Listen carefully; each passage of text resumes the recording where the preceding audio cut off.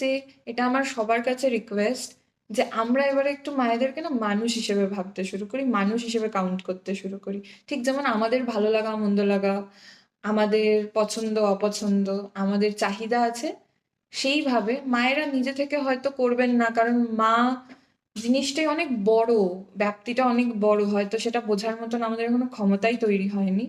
মায়েরা করবেন না, কিন্তু আমার মনে হয় কিছু জায়গায় আমরা বুঝিয়ে বা তাদেরকে সেই জায়গাটা হয় করতে সাহায্য করতে পারি, বা যখন তারা ছোট ছোট কিছু জিনিসে ওপিনিয়ন দেন বা মতামত প্রকাশ করেন বা তাদের শখ প্রকাশ করেন, সেই জায়গাটায় তাকে মানুষ হিসেবে আমরা ভ্যালিডেট করতে পারি।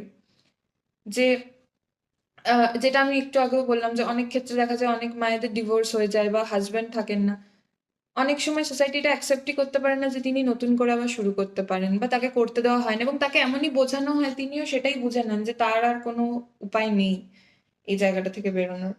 বা অনেক সময় অনেক মা তার সাংসারিক জীবন ভালো সমস্ত কিছু, তিনি সন্তানকেও বেশ ভালোভাবে মানুষ করেছেন, যখন তার সন্তান তাকে কিছু নতুনত্ব করাচ্ছে দেখাচ্ছে, প্লিজ এটা বলবেন না যে এই বয়সে এইসব মানায় না, সব বয়সে সবকিছু মানায়, বিশ্বাস করুন।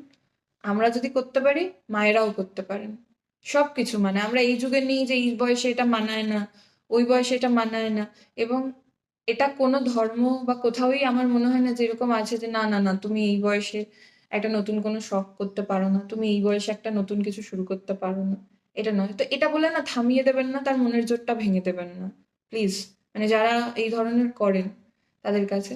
আর সর্বোপরি আমার এটাই বলার যে এবার থেকে আমাদের নতুন